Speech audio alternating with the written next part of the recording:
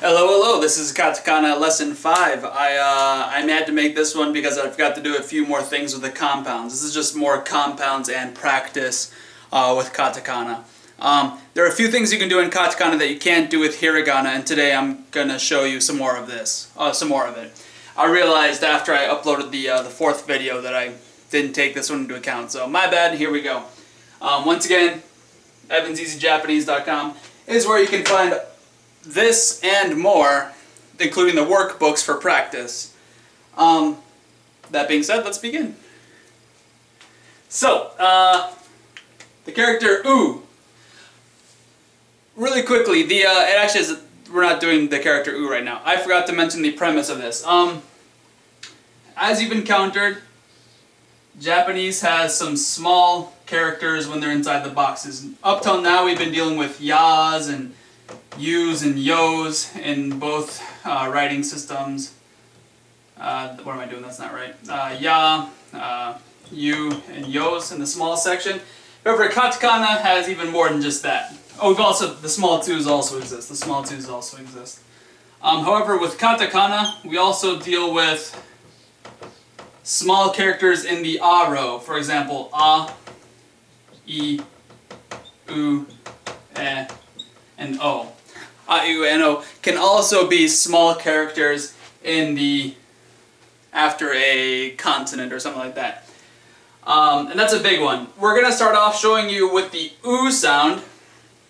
Once again, let me emphasize that Katakana is chiefly for borrowed words. That is, words from English or Japanese, German, or other languages. So, if you have, for those nerds out there who play Dungeons and Dragons, you have monsters called wargs.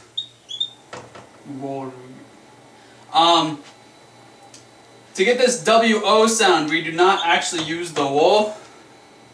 Like I said in a previous video, that hardly ever gets used. Actually, what you're going to do is do something like having a... What am I doing? The character U, followed by a small O, followed by an elongation, and a gu. So, uogu. This O mixed with this U forces your mouth, no matter how hard you try not to make a W sound. Uo, uo, uo. So to make a W sound, whether it be W, a we, a woo, a wa, a we, a woo, we, wo, we, whatever. Use this followed by a small O, E, whatever the case may be. Uogu. Uigu. I don't know, maybe you got like a weeg, whatever a weeg might be. You can also use a ueg, whatever a weg might be. I have no idea. We're just making words up. For a real example with the ue, if I'm not mistaken, uedingu.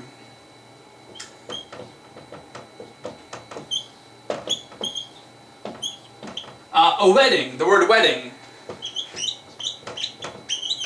Ue, di, and as you might have noticed, I put a de followed by a small e, which gives you the hard D followed by the E sound. Uedingu, uedingu, uedingu. There's a native word for wedding, but also the word wedding is becoming popular and thus it's being used. Uedingu. Alright, so that would be that. Uadingu, uedingu, uadangu, whatever you want to do. It can happen. Alright, next, the V sound. Some in Japanese, only in Katakana, does the V sound ever get pronounced. And this is it right there. However, like I said in the previous video, the Japanese mouth that grew up in Japanese, all are surrounded by Japanese, has trouble pronouncing this character. Theirs is more like a b, bui. I don't know if you can hear that properly. Bui, it's kind of a bui sound. Well, that is if there's an E after it, sorry, bui. Their v is not quite a v, it's more of a bui. It's kind of weird, but that's the way it goes. For example, my name is Evan, And when I was first learning how to write my name, I was told that a good way to write it would be Evan.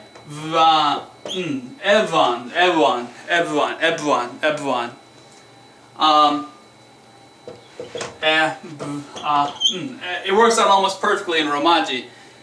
However, when I got to college, my professor, well, I don't know if she was actually a professor, she was actually just sort of my instructor, pretty much said, nah, don't do that, just stick with ba.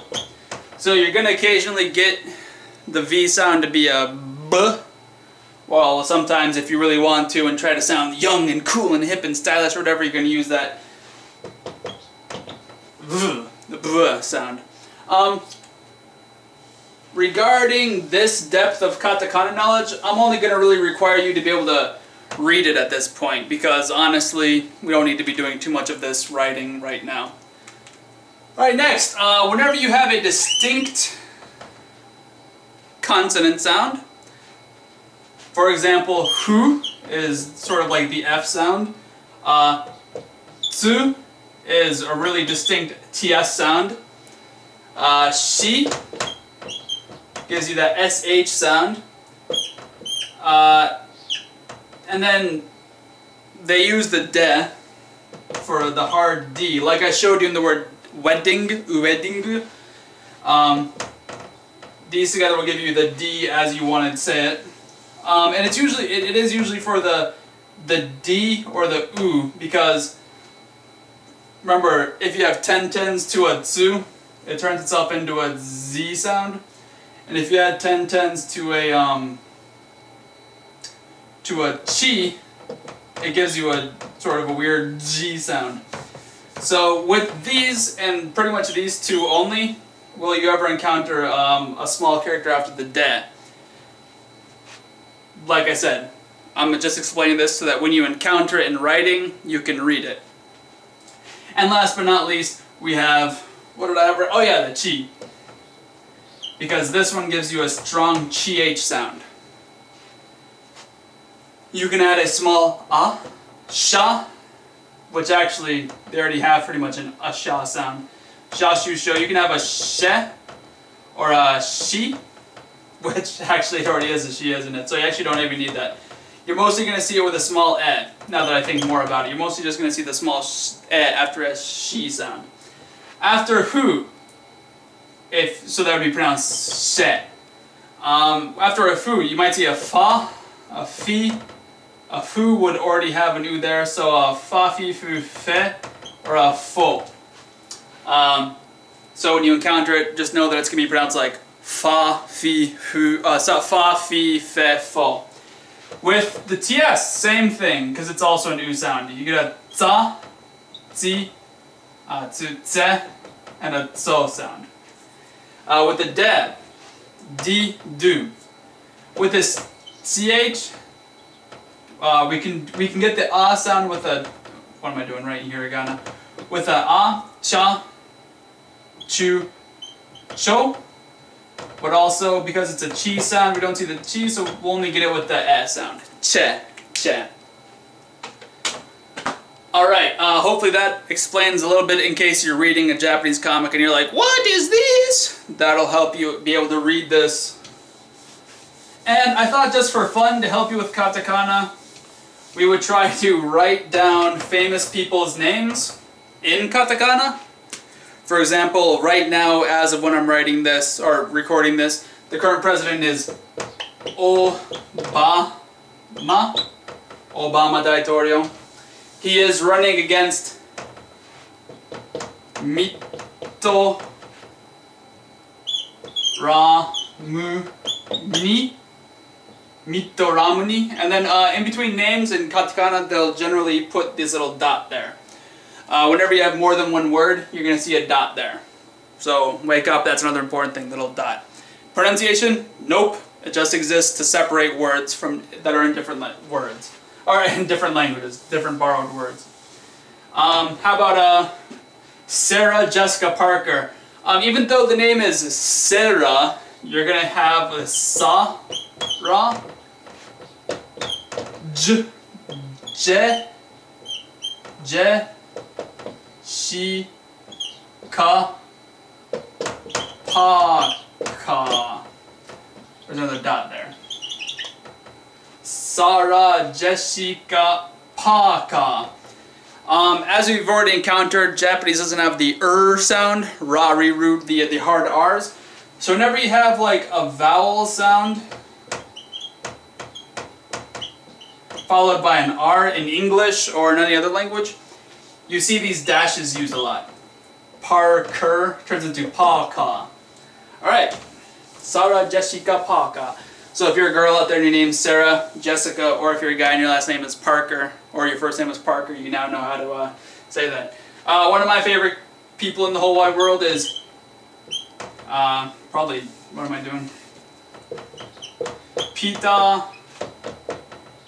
Parker. He's a cool guy. I know him personally. We're homies. Here's a picture of him during his day job. You know, Peter Parker. Peter Parker. All right. There's another really horrendously famous man that you've all heard of. His name is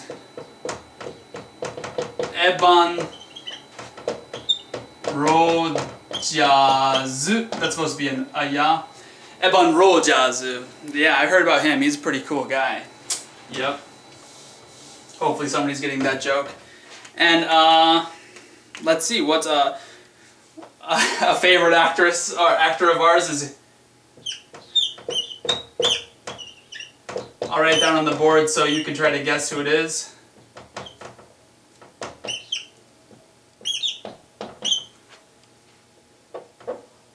Hugh Jackman. Yeah, he's a cool guy. Hugh Jackman. He plays Wolverine. If you haven't encountered those movies, check him out. Who else is somebody famous? I have my own favorite people, but I'm not going to throw them out there. If you like Dragon Ball Z, there's a character in there whose name is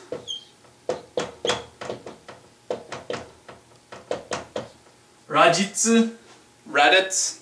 That's Goku's brother. His name is actually Radish. That's actually what that means. Who's another crazy cat that we can talk about?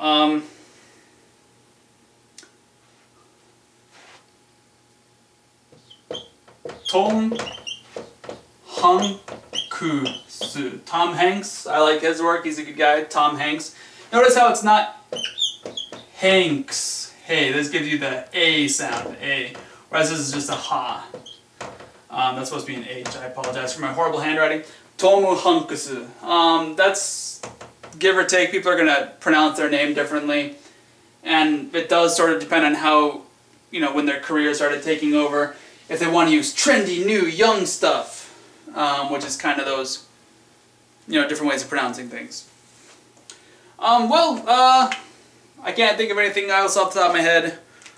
We'll just leave it right there. I'll see you guys a different time. This has probably been a long enough video. Have a good day. Check out www.evanseasyjapanese.com. Bye-bye.